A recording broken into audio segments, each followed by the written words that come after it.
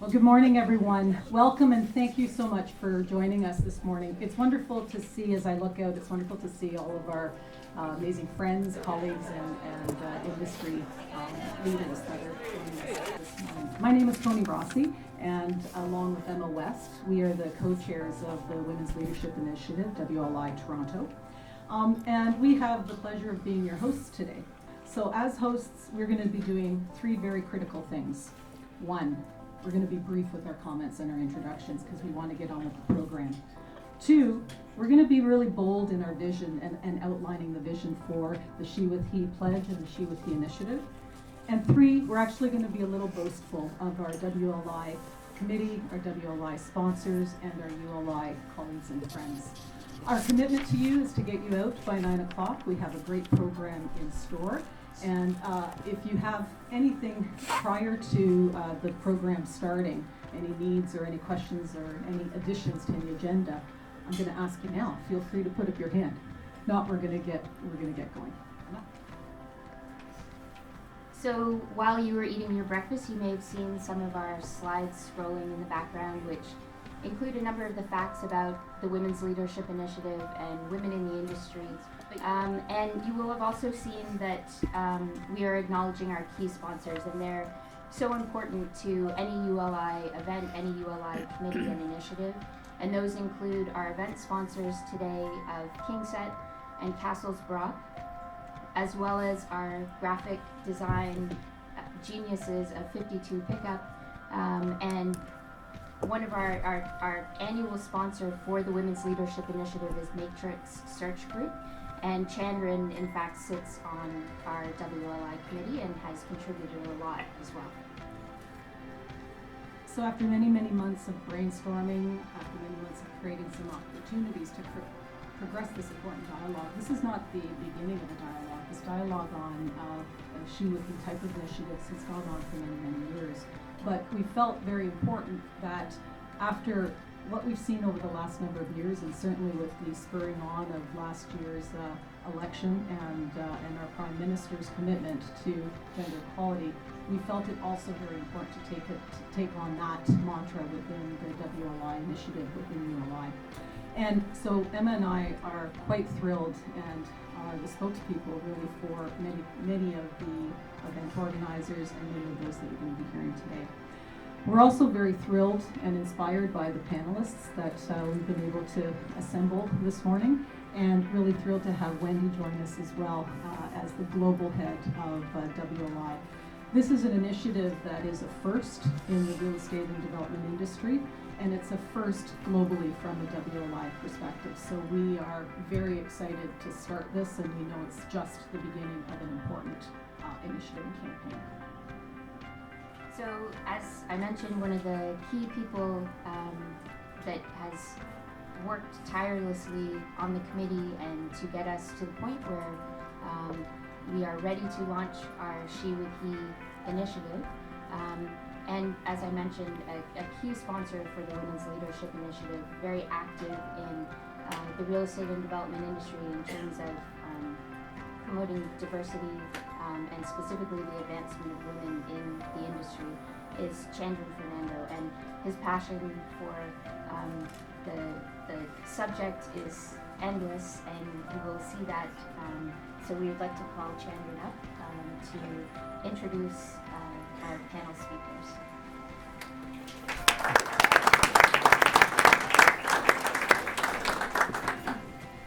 Thought I won an Oscar or something. Diversity matters. So I'm Chandran, founder of Matrix. As Emma and Tony said, and shared with you, if you don't know, Matrix Search was founded on the principle of diversity for corporate real estate. It's a very core essence of Matrix and my colleagues here. I wanted to really focus in on why women are important in this industry. When we look at the population in Canada, 2012 stats based on from Catalyst Canada, there's 49% of the workforce are women. When you look at the chain of command, 18% of management, just management, are women. Now when you get higher on to the podium, sea level, it's less than 5%. There in itself tells you that there's not a balance. So having a great initiative like She with He, it's a great opportunity for men and women to come together and understand why there is an imbalance, what can we do together to bring positivity as women and men, and make it a more fair, equitable industry for everyone. So without any further ado, and without all the, the 411 on the She with He, I'm sure everyone will hear about it. Definitely recommend you sign up, pledge, understand, get involved as a male and a female, and let's make this happen. So I would like to, I'm very honored to introduce the amazing thought leadership that we have here today, with the moderation by Wendy from WLI Global. She is the president at 42nd Street in New York City, very successful real estate company. Definitely, I would, connect with her, have an opportunity to speak with her, understand her mission, what she's been doing, how she's actually having an impact with real estate in the US and now in Canada. And the three amazing panelists that we have, and their knowledge and expertise that they're going to be sharing with you, and how men and women can be working together and what they're actually doing. So I'd like to first introduce Hugh Thomas. He's the, Thomas, Hugh Thomas, Hugh right? Thomas, yeah. I'm like, I just looked at the name tag. Hugh looks odd, but it is a real name. So do apologize. He's the CEO of Smart REIT, very important organization in corporate real estate right now. I'm sure everyone is aware of them. So thank you, Hugh, for joining us and sharing your knowledge with us.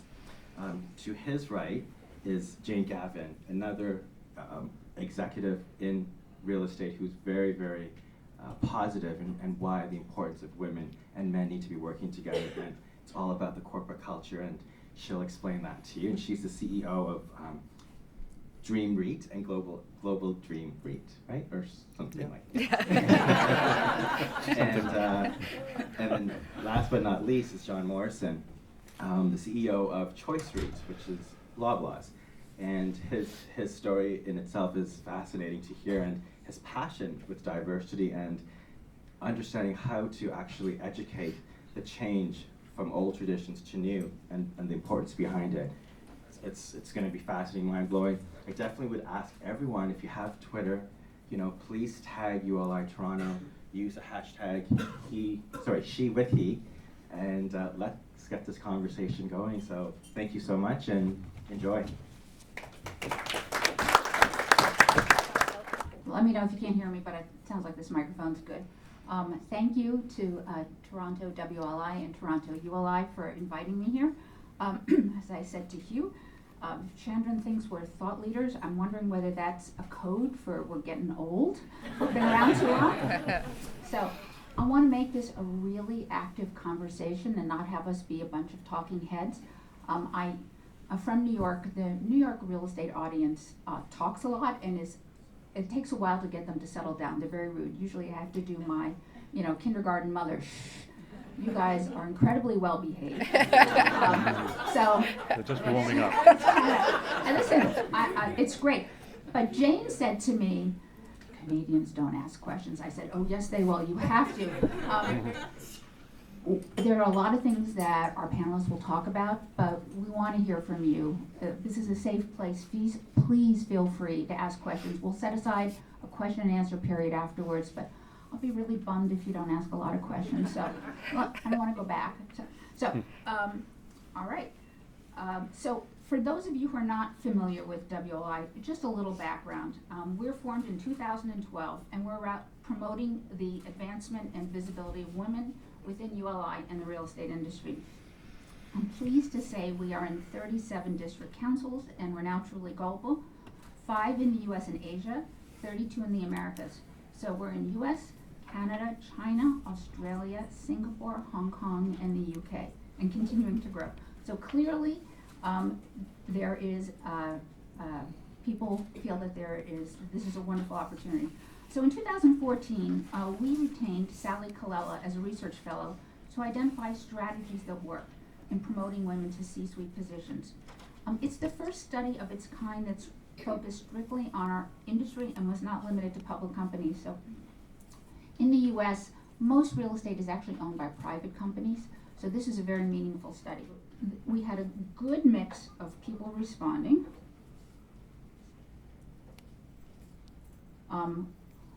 Interesting mix of organization types and organizational sizes. Here's the mix in terms of demographics. It was nice to see that we had a particularly healthy turnout from Gen Y. So here's what we learned. The percentage of women in CEO positions is smaller, as you can see, than as a factor of our membership. And the preponderance is with smaller firms. So actually one of the things we can talk about later is I'd love the panelists' observations about how they think the survey would turn out if it was done based on Canadian real estate and Canadian. Here are the sectors that provide the greatest opportunity. I think the takeaway when you look at the ones that are at the lower end is they tend to be positions where you eat what you kill.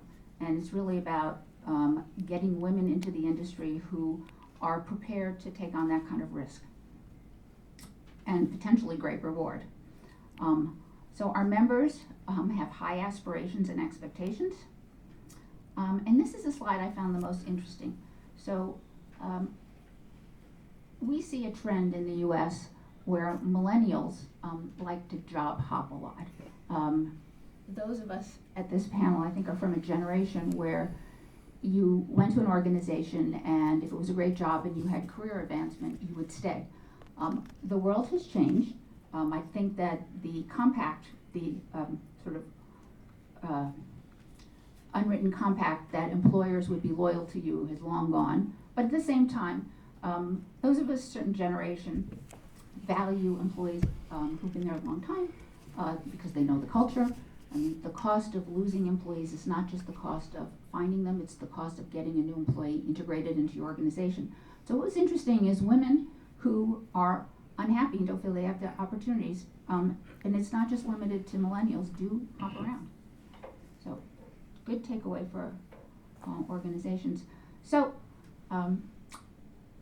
not surprisingly, to me at least, I mean, I'm glad we did the research that validated it, but this is what I would have told you before the research, which is the informal approaches, the ones on the right side, are the most effective. And we'll be talking as a panel about how each of us approaches that. I feel very strongly that the most important is the culture, and it comes with the person in the corner office. You can put 1 million programs into place, but if your leadership doesn't embrace it, it's not that it won't happen, but it's nowhere near as effective. Again, these are low-cost, highly effective strategies. So, interestingly, I've seen more and more press, primarily from the UK, about whether CEO comp should be tied to achieving diversity goals. So something else to discuss. I'm actually doing a panel like this in New York next week, and I had a very interesting reaction from my panel on this kind of thing. So part of what we did is we actually did case studies of firms that had great program or that had strategies that worked. I will encourage you to check out the website and look at the strategies. I'll be sending out a newsletter on behalf of the Women's Leadership Initiative in early March, after it gets written. But I would love to do case studies on other firms that have successful strategies. So part of what you'll see in my newsletter is encouraging you, if you work at a firm that you think has great things, let us know, because we would love to do some more case studies. This is really about making the information and sharing best practices. So,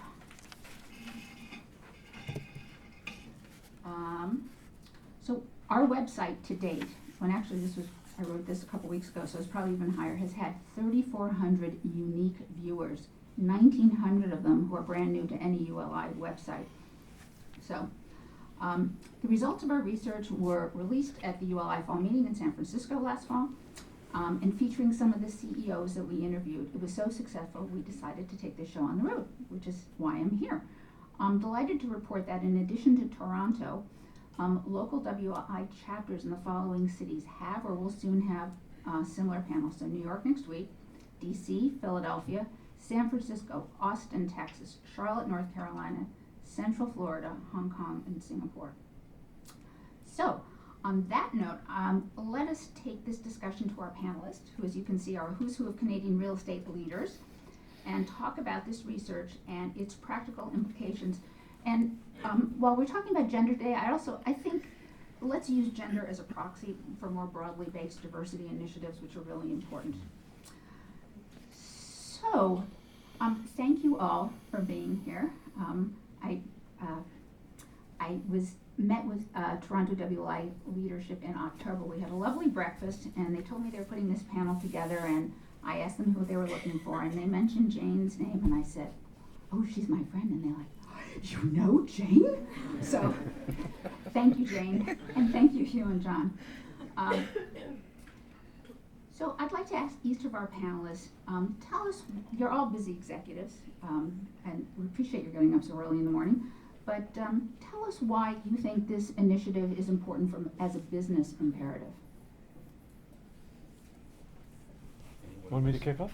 Yes, absolutely. Well, sitting in the front row here, you have a gentleman called John Williams, and his organization is very involved in retail. And that's part of my background before I became into real estate.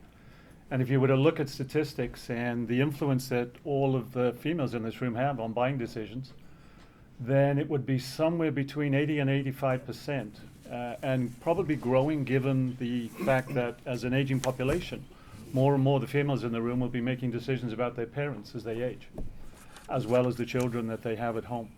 So from a pure business perspective, if anybody wants to get a perspective from a decision maker, someone who is likely to be influencing the expenditure of money in some way, shape, or form, be it for goods, services, seniors housing, pick a dimension, then obviously talking to females about that decision would be, to me, fundamentally important. And if you're in the real estate business, then obviously the business that I'm involved with is in retail. And the issues that I look at are exactly the same as retailers look at. I look at the changing demographics in the country. I look at the implications of e-commerce. I look at the implications of an aging population. I look at urbanization. All of those factors are influenced in some way, shape, or form by decisions that the females in this room make. And so if I don't understand how those decisions are going to be made, the thoughts that people are going to go through, then when I'm making, realistically in real estate, 5, 10, 15-year decisions, then I'm going to be making the wrong decisions, I believe. And so to me, it's absolutely fundamental that I understand the view of the female consumer and involve female executives in part of the process. Otherwise, I'm simply not going to be making the right decision. I liked, Wendy, when you talked about vis-a-vis diversity. The women piece is a proxy for diversity generally. So we're focused on women, but it's broader based representation across the board in terms of our constituents. So at Dream, Dream Office REIT, Dream Global REIT, Dream itself is one of the largest land accumulators and housing builders in this country. You have to, if you're selling a product, you have to speak generally to who the market is. And it's difficult to do that if on the selling side you only represent one kind of person. So we're focused really across the board in diversity. I invite you, we've just moved into this building. We own this building. And so 2 weeks ago we moved on to the 37th floor. And as you walk around the floor, you'll see our mantras, which are alignment with community. Community, community. Community is where we work, and community is what we build for. And you have to be representative of what those communities look like, whether it's leasing space or building homes or appealing to the consumer who's buying renewable power. We have a big renewable power division. So for us, and you touched on culture, it is integral to our culture that we not only are sensitive to diversity in terms of the consumer group, but also we have to be representative of it in our own organizations. Well, first of all, I do want to confirm that I am in the real estate industry, and if I had a choice, I wouldn't have picked this location here. I can't see the whole room. Scooch down. Yeah. But down. so why am I here? Well, when I first, this whole topic, Flexible. when I first was approached to be here in this whole conversation, my first reaction was, really, there's a problem? Like, and not from the point of view of burying my head in the sand around women, but I'm thinking, I thought this was old news. I thought this was a thing that was in the past. I thought that attitudes today were different and more forward-thinking than they have been, with many generations in the past. And I know it's a generational thing, but I'm seeing, and I think it's an unintended shift. With more and more gender diversity in this industry. And whether it's intentional or not is hard to say. But I think looking for people who, first of all, want to be in the real estate industry is a challenge. Because I think a lot of university students or graduates that come out of school, I don't think they go into university thinking that I'm going to be in the real estate business. So I think attracting talent to this industry first and foremost is important. Whether it's male or female, in my mind, doesn't matter. It's about wanting to be in this industry and having a passion for it and seeing the opportunity to do things that are really changing around the whole changing demographics and everything that's going on in the industry. My background is shopping centers, retail, and I never really thought of gender diversity as an issue, but I did start to observe over time, to Hugh's point, that the fact of the matter is men don't shop. Men don't like to shop. Most men don't shop. I mean, I like to shop, but a lot of men don't like to shop. They don't spend time in malls. They don't spend time in stores.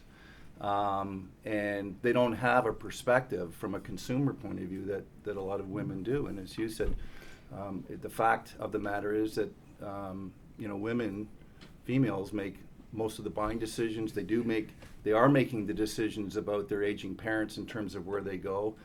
They're making a lot of important decisions for the family, from the real estate industry perspective, particularly shopping centers, it's important. And just to give you an example, I can remember sitting with a group of people in a room. We were looking at renovating one of our prominent shopping centers in Canada, and I looked at all the men and I said, why are the men's washrooms and the women's washrooms the same size? There's more women shopping in this mall than there are men, yet the washrooms are the same size. Double the size or triple the size of the women's washroom. And, who cares about the men?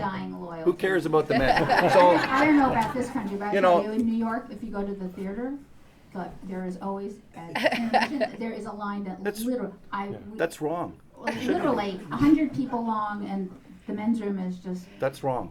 Yeah. So anyway, that's a washroom thing, but but I agree with you, and that's where it first hit me. Where I was in one of our own shopping centers, and my wife was a long time going to the washroom. I said, "Where were you?" And she said, "I had to stay in a line." I said, "That's it. That can't happen anymore." But one small so step for mankind. happy to have the conversation around whatever you want to talk about today. Great. So I'd love to hear from each of you about strategies that have worked within your organization, and maybe as part of that, maybe talk a little bit about the importance of mentorship, whether it's through formal or informal programs, and sponsorship. So mentorship is really when you have someone, whether it's within your organization or outside, who's there as a resource for you and as a sounding board. It doesn't necessarily have to be the person you work for, and frankly, sometimes it's better if it's not the person you work for. Sponsorship is different. Sponsorship is when you have somebody in your organization who is invested in your career and your career progression. And so they are actually not just giving you advice, but advocating for you. So I'd love to hear a little more about anybody's thoughts on this. Um, if I can go first, so I take your point, John. I'm like you. I assume, well, I'm doing it, and I'm a woman, and there's lots of women. But it does strike you sometimes how, certainly at the senior leadership, there's not a lot of women. So Wendy, you were asking, how many women are there at this C-suite? I mean, I think there's me, and I think maybe one or two others. So it hasn't quite broken through. That said, you can feel that it's starting to happen. More and more women are coming up at the senior levels. If you'll let me, I want to talk a little bit about Dream, because I think we've done it right. I think we wanted to kick down the door in Canada and say, we're here. We have the first public majority female board. That was an absolute conscious statement to say, come on, let's shake this up a little bit. And it was a female board, but it was also very diverse in the sense it wasn't necessarily all people from real estate. It was to, bring to the boardroom table a variety of perspectives. We have 3 female CFOs. We have 2 women who are chairs of our public companies. So, I think it has to start at the top. It has to be lead by example and give sort of encouragement to the women in your organization that, this is, we embrace it. We want to advance women's careers. And I really believe it's culture and as I said, leading by example. The strategies you talk about, mentorship, sponsorship, they are profound and really important. And for me, it's been the defining thing in my career that I had a sponsor. That we talked about this when we had our sort of earlier call, and that was I had a sponsor who would not let people go around me. So it was, you have to deal with this person. She is in this position. And that was all there was to it. And his relentless sponsorship has been, profound in my career, and I think really important in terms of the culture of the company. So I can't speak enough about sponsorship, finding someone who advocates for you, insists that you're in the deal, that gives you the operational and transactional experience, that you must be at the table. Like everybody, but specifically focus on getting women into the room, because that again for me was profound in terms of getting exposure, getting the experience I needed to take my career anyway to the next level. I've only been CEO of SmartRead for a little while, relatively. And SmartRead is a combination of a public company, what was Callaway, and then a private developer, Smart Centers, that would be well known to lots of people, developed lots of shopping centers over the last 20 plus years in Canada. So the executive team has been spending a lot of time on the issue of culture. And I'm ashamed to say we don't have a female board member, and we don't have a female at the C-suite table. But I am involved with 2 other organizations, Chartwell, Seniors Housing, as a board member. 40% of our board members there are female, 40% of the C-suite is also female, and Dollarama, I'm also a board member there. And we added our first female board member, again, for a business purpose. Mm-hmm. May be surprising, but Dollarama is growing outside Canada. We have stores in El Salvador as the beginning of a Central American growth strategy, and have added a female director with international experience. So that logic of having a background that actually helps the business go forward. I spent 15 years at Canadian Tire, a large organization, obviously everybody familiar with it. Female chairman and a female owner. Martha Billis is the controlling shareholder of Canadian Tire, and very proud of the fact that she is one of the few, obviously, controlling shareholders of Canada. Our process there, which I would like and will bring to SmartRead, we used to use certainly succession planning in a very formal way. The executive used to spend probably 6 days a year just sitting talking about the senior levels of the organization, so the top 180 people in the company, on a detailed basis, individual profiles, and talk a lot about how we would evolve their careers with some of the ideas that were here in terms of assignments and so on. And we had what we called MORs. MORs are managers once removed. So if you think of your immediate boss as being somebody who's responsible for your day-to-day responsibilities, who does your performance review, other things like that, the MOR was really solely responsible for, in effect, what Jane talked about, managing your career. How were you to advance your position in the organization? And that was their sole task in terms of that responsibility. And it was, again, viewed as a really important responsibility. And when you were assessing somebody's performance, their performance as an MOR was a piece of that. So to the comment up here about the idea that if you really want to make progress, then make something monetarily Yeah, associated with it, accountability. then it actually may make something happen. Mm-hmm. That's true. My other thought would be, and it's ironically, it's to Chandran's kind of joke about the Oscars. The reality is if you think of the great societal changes that have happened, and I view diversity and what we're talking about as one of those things, the abolishment of slavery, the suffragette movement and the votes for women, segregation in the United States, those have been marathons, not sprints. The fact that 50 years on, we're joking about diversity in the Oscars shows that despite all of the things that happened in the United States well over 50 years ago, it is still an issue. And so I would encourage everybody to think that nothing magical will happen in one day. But we certainly are not alone. There are, as I think John or Jane said, a groundswell of activities. There are more and more organizations that are raising this issue. And as I say, we are certainly not alone in terms of bringing this issue to the forefront.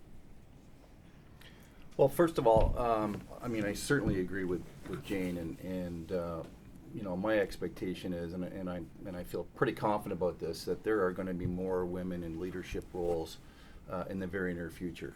I actually kind of took a step back and thought, when you look at this panel, what are you and I doing here?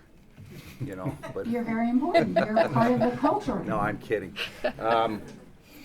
But you know, I looked at our own company, and we're a relatively new company. We're not so small, but and I thought it might be interesting to put some statistics out there. So, you know, we have a senior management team or executive management team, and 45% of our team are women. We have director level in our organization. 62% of our directors are female, and 57% of the people at our manager level are female. And I looked at our board as well. Now and this is certainly, I think, a more publicized issue in terms of the number of women sitting on corporate boards. But I also think it's changing because of the attention it's getting, and it should get. But you know, we have 2 women on a 9-person board, and so that's 22%, and that's ahead of the average for at least for Canada. So, you know, it's interesting. We as a company don't have a diversity policy. I can tell you that our parent company does. And we're going to adopt one. And I thought this is easy to do because, you know, it's not a challenge for us. It's not an issue for us. We look for talented people, regardless of their gender or their ethnic background, for that matter. I mean, this is Canada. We're a very diverse country. And that's going to be the strength of our country going forward, is the diversity that we have. You know, and I said this, we had a call earlier, I just think it's an old attitude. I really do. And I think it's changed, or it's changing. And, you know, personally, I mean, I've got a 24-year-old daughter, and my advice to her is, you know, you be as much as you can be. And you know, I've told her, quite frankly, don't take any crap from any men. You know, stand on your own and go as far as you want to go in life. And it's not because you know, I don't want her to feel that she doesn't have the confidence because she's female, or she doesn't feel like there's opportunities for her to be whatever she wants to be because she's female. And, you know, again, on a personal note, you may agree or disagree with this, when she was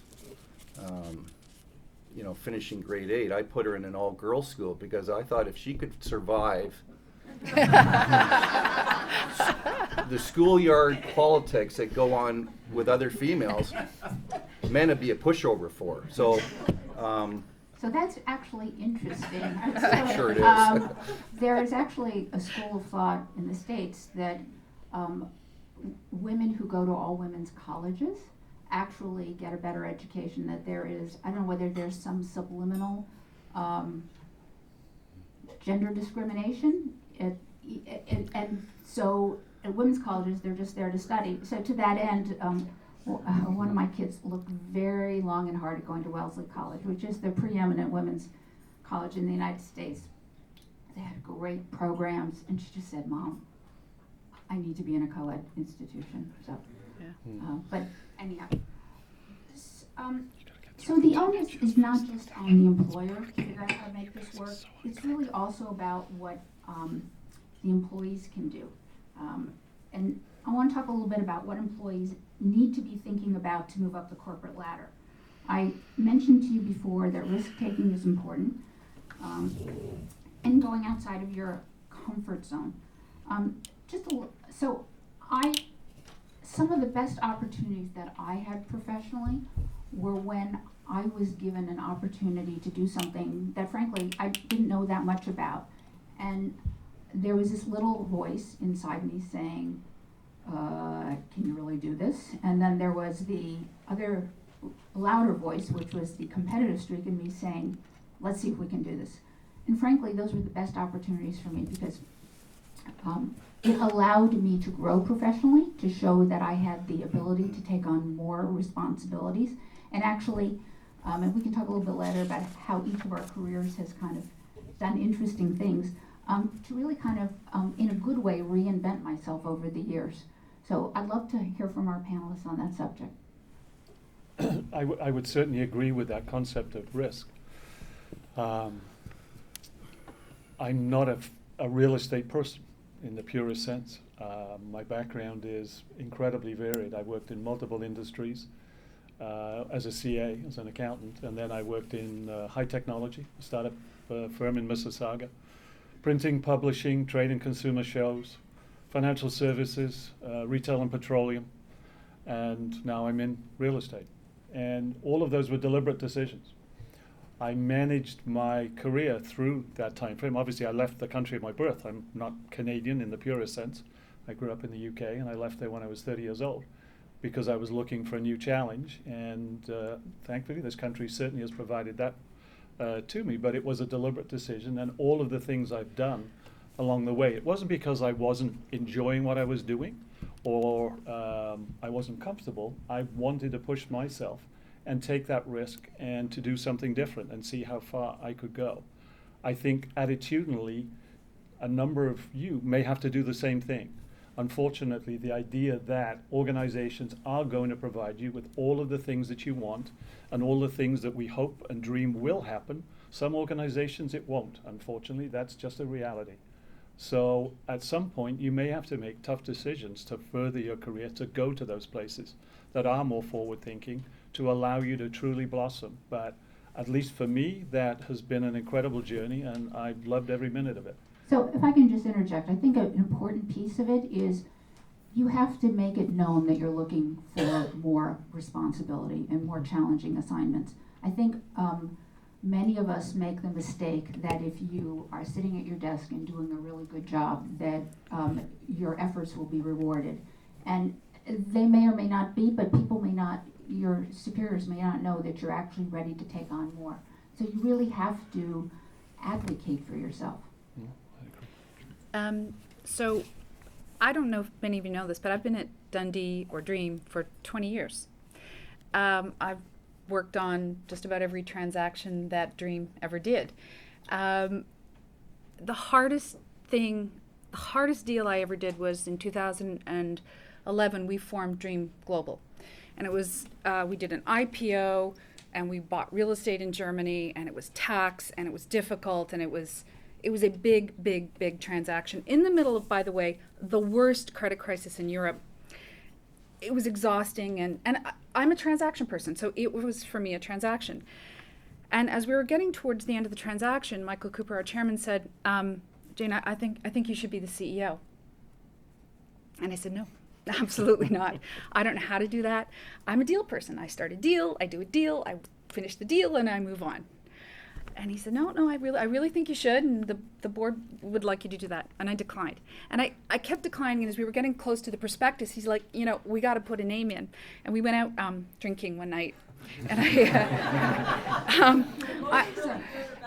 That's Exactly, right, yeah. exactly. And Number one Michael- advice. yeah. Exactly. And I ended up saying yes. So it was beyond anything. Running a company is obviously much more different than doing a transaction. You actually now have to live with the decisions you made when you were buying the stuff. So 3 years later, Michael came to me again and asked if I would become the CEO of Dream Office REIT, the largest office REIT in Canada. And I didn't hesitate. I had the confidence of doing that prior deal to feel like, no, I can do this. But had it not been actually for him pushing me, I might have said, yeah, I don't think so. So, I take the point well that sometimes you have to stretch and you're doing things that scare you to death. And this Dream Global really did scare me. And, going outside your comfort zone, really reaching for that challenge, that for me was probably the most profound thing I'd ever done in my career. Well, Jane, that's a great example. And what are some of the biggest drivers of human behavior? And certainly fear is one of them. Right. And whether it's fear of failure, fear of embarrassment, fear of whatever. And confidence is obviously a big component. But it's not just with women; it's with men too. So, men take risks, women take risks, and it's just part of your own personal career development. Sure, it's scary to take on something new and challenging. And I think of your situation, and I was, good for Michael for doing that and not taking no for an answer. Good for him for doing that. And I'm sitting here as listening to your story thinking, well, if it was a guy sitting there, He wouldn't have hesitated. He wouldn't no, have it hesitated. would have yeah. touched his ego. Oh yeah, I'm going to be a CEO. That's I can tell all my friends I'm a CEO. Meanwhile, the guy might not have been suited for the job. So,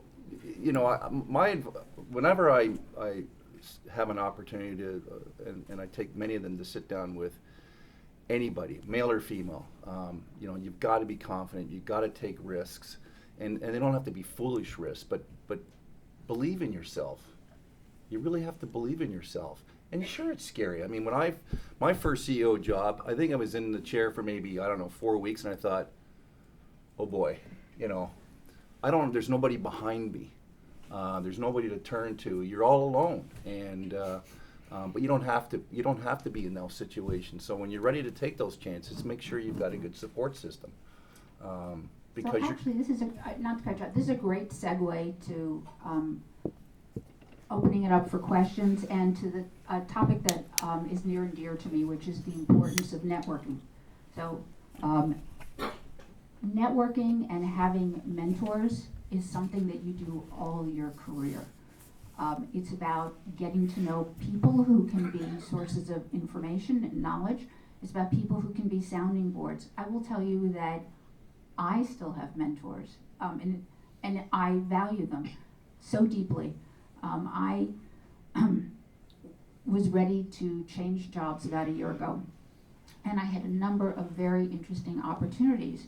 They were all very different, and I was struggling, and I'm usually very good about making decisions, but I was really struggling about which was the best for me.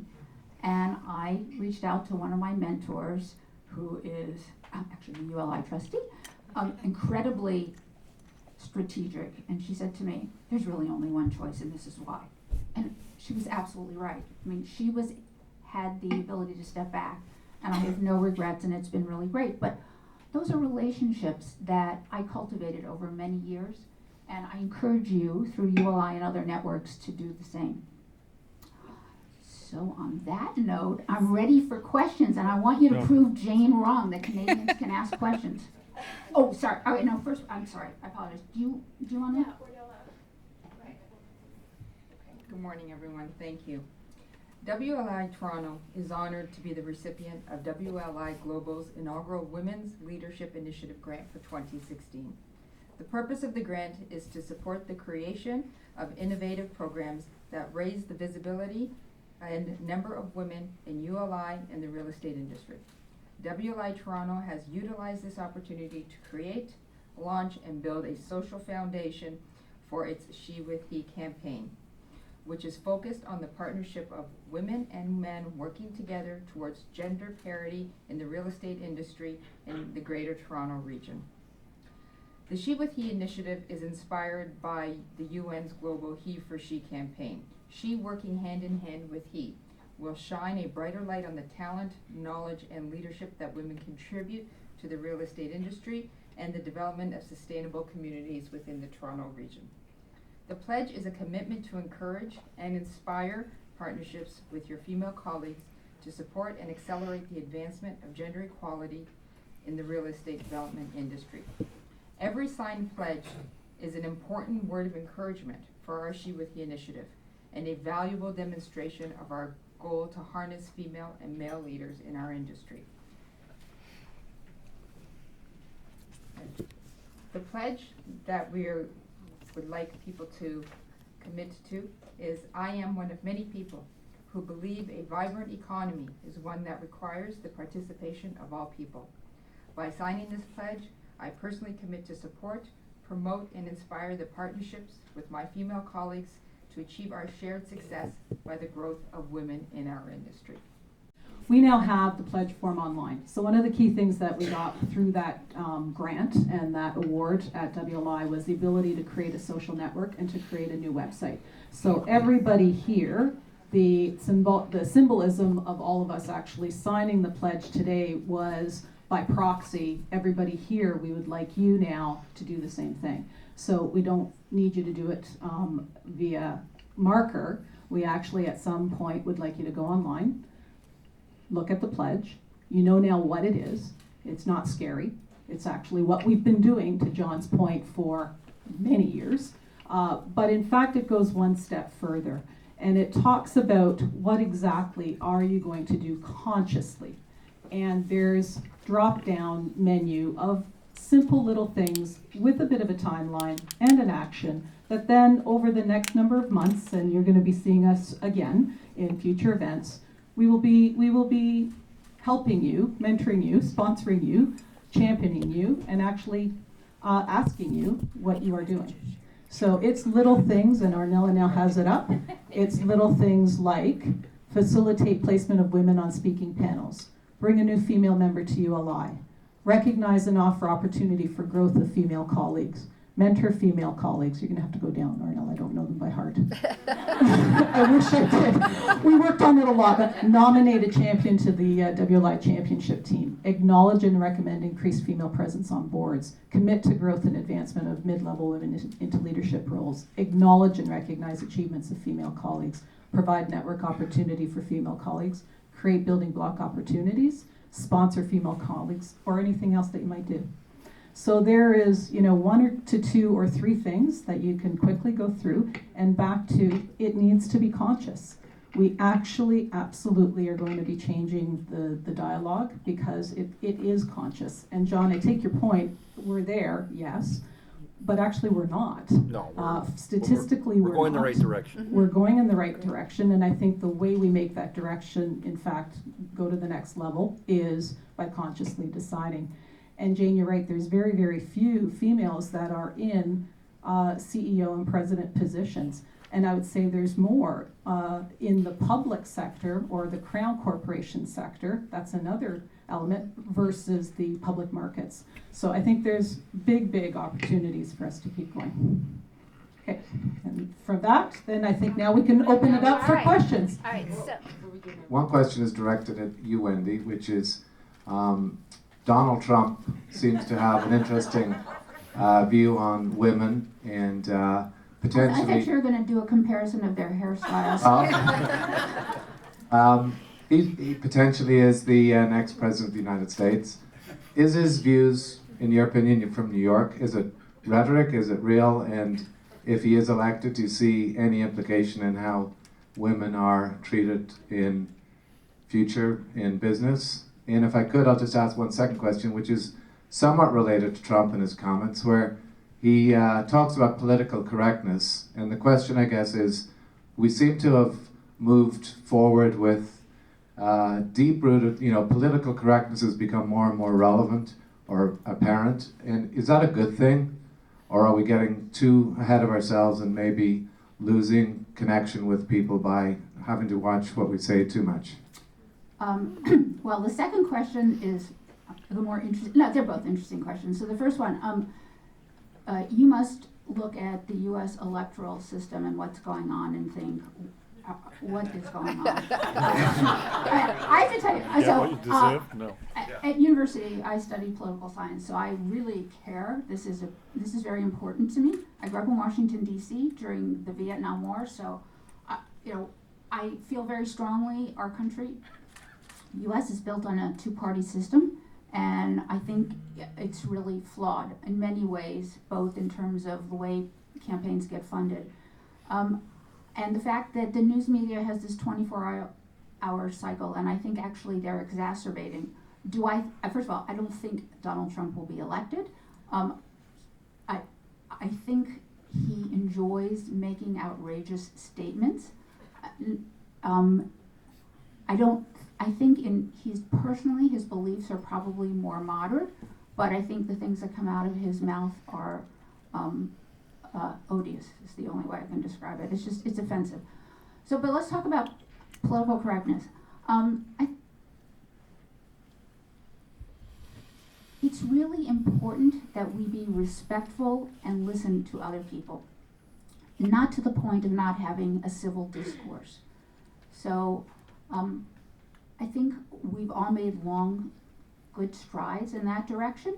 And maybe there are some people who have taken it too far, to the point where it has a dampening effect on conversations, and that's not good either.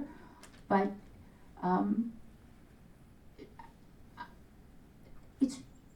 take the PC out of it and really talk about how do people have a civil conversation and hear each other and be respectful of each other's backgrounds.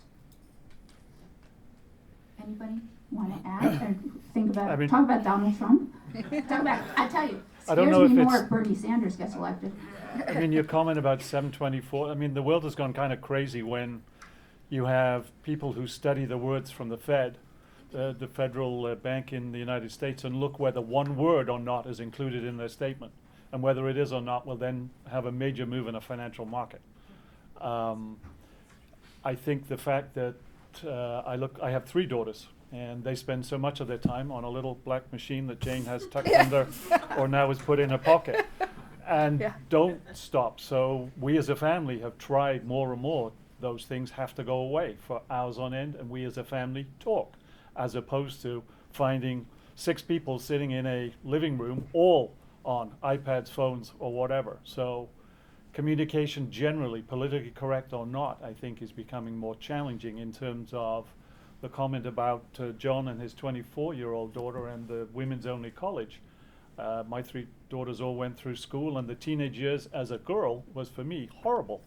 You are brutal in terms of as a sex, as to your way that you treat your fellow women, from my perspective. And your parents. Yeah, and then magically, when you evolve into your 20s, you go back to normality again. So ultimately, as Wendy said, I think anybody's ability to speak their mind, to listen to other people, to be able to have a good conversation and to put core issues on the table and to talk about those should be fundamental. If we feel that we cannot do that, that is very challenging. All of us, though, as CEOs of public companies where our market prices can be affected by one word that we say, have to be conscious of the fact that sometimes you have corporate speak, and that is just a reality. Yes. My question to you is, you all seem to be very pro-female with the message of the talk today, but what stood out to me is how you said that the statistics are very striking, like you just don't think that those are true. I mean, we know they're true, it's just shocking to us. For you as leaders, what do you plan, like what's your takeaway of all these messages, like 74 cents for women in their salary versus $1 for every man, versus the $1 that every man earns? Are there action items, like do you want to go back to your boards, go back to your executive team? Does it upset you? Like, what did the statistics say to you today? The statistics are kind of shocking. The OSC has required you now to say why you don't have representation on your boards. All of these things, you know, it's a groundswell. I do believe things It's are about changing. opening the conversation. It's about making people aware. I think, Yeah.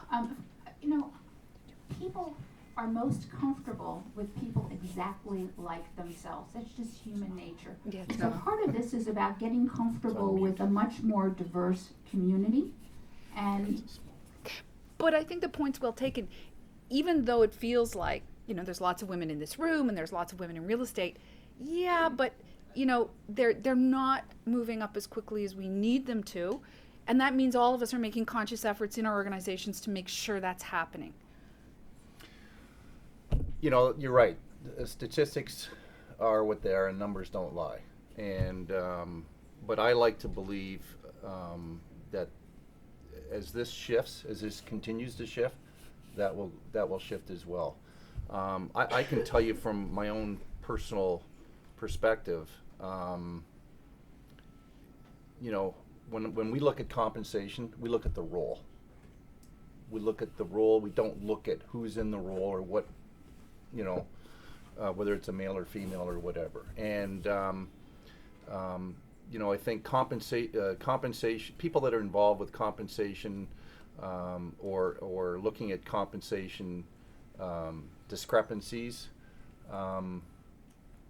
It's an awareness, but I just think as the opportunities increase for women, which they are, that compensation deficiency will start to disappear. can I also add that as our survey showed, people are quite willing to job hop.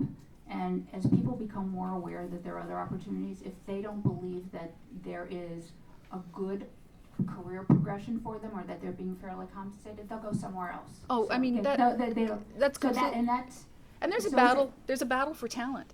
I am not going to lose somebody. I mean, that's ridiculous. It's hard enough to create that dynamism in your organization. The risk of losing someone over pay, that's ridiculous. Yes. We need a microphone back here. Wendy, I really appreciated the slides that you showed because I do think numbers matter. And the one that really I found interesting was, and I only got a quick scan of it, but it was showing different industries and women's impact, excuse me, in different industries. And I think that's quite telling because I think you had made the assertion that if you look at the risk profile towards the bottom where women were having less impact, higher risk, and maybe a lower risk or a more supportive work environment, maybe more collaborative arguably as well.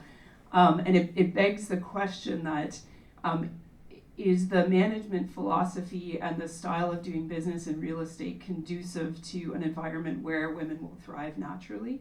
I think we're seeing in other industries that are maybe a little less, more supportive, little less school of hard knocks, if you will, or kind of the independent lone cowboy that takes on the big deal and makes it happen independently. I think those industries are seeing more success with women and integration. And I think it's because they're inherently more supportive and collaborative, at least that's my sense. Do you see that the real estate market, the management philosophy will or should shift? The reality is if you have good assets, generally speaking, you're hanging on to them. Now it's all about discussions in terms of partnerships and joint ventures and mixed-use development and so on. And to make those sorts of development work, you do need to build relationships. You do actually need to get on with somebody and have an effective relationship. Our relationship with Simon Properties and the creation of the premium outlets west of Toronto, it has been a great relationship. Our corporate cultures are very similar. Mitch and David Simon got on well in terms of theirs, and that attitude has permeated the organization. So I think as we move forward, then that idea of collaboration and that idea of is how things will go, as opposed to the lone person and eat what you kill, et cetera, et cetera. But some of it, I mean, it's, at least in the U.S., women do not go into certain aspects of the real estate industry, or they're less likely to be an engineer, less likely to be on the construction side, less likely to be on the investment banking side, or other kinds of brokerage type of activities where you get compensated based on how, you know, how successful you are. You know, the engineering issue is one of getting more women to go into the sciences. And I think there's a lot of effort being put into that, but I think it's going to take a generation to change. Well, just a quick comment. I mean, I don't see real estate as to me, it's a gender neutral industry. I mean, it's all about where we live, where we work, where we shop, and where we and get entertained. And to me, it's, again, I look back. I've got the whether it's the fortunate opportunity to look back, you know, a number of decades at this industry. It's definitely changed. I mean, if we were here, you know, 40 years ago, there might be 2 women in the room. So, you know, it's completely shifted, which it should. And, you know, if females want to get in the real estate business, they should. And they shouldn't hold themselves back from anything, whether it be development, leasing, operations, design, construction. You know, to me, it's about passion, right? What do you love to do, and go and do it. So, you know, I don't see it as a you know, an industry where it's got to be men. I think we have time for one more question. Ken?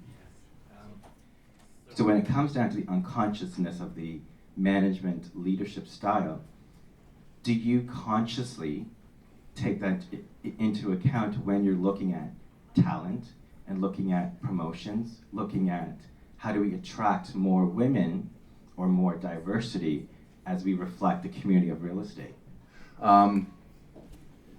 I think they're better in a lot of roles. I think they're better at math. I think they're better, you know, in a lot of categories. So, and maybe I'm in the minority. I don't know, but I have a lot more confidence sometimes in hiring women in certain roles than I do men. Actually, I just think they're going to be better at it. All right, so Jane, and then we've been given the hook, but you, please. Self-conscious You have the last word. I You know. have the last I word. wouldn't say it's. I would say what we've tried to do is create a culture so that we can attract people, attract everyone. So it's not so much a conscious decision about who I hire, but it's as much as people feel comfortable. They feel like they have real opportunity at our organization, and so, you know, we've built a platform that's diverse, and people feel comfortable applying, working, and feeling that they're going to be recognized there. All right, so I believe the mic is yours. Hi, good morning. My name is Joe Mazzacco. I'm with KingSett Capital. I'm pleased to be here this morning, and I'm very proud for KingSett to be sponsoring this important discussion. KingSett's key value proposition is to combine people, relationships, and capital to achieve premium risk-weighted returns for our stakeholders. The first in that list is people, because without strong people, the rest of it doesn't matter. Our culture is all about equality on multiple levels, and one of the most important elements of equality for us is empowerment. Because without empowerment, it doesn't do any good to put somebody in any position if in fact they're not empowered to do anything.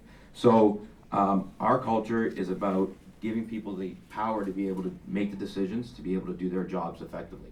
To that end, management has initiated over the last 12 months 2 programs, one of which is for our entire staff to be involved in an internal leadership education program run by a woman. And the leadership program, we have about 72 employees now.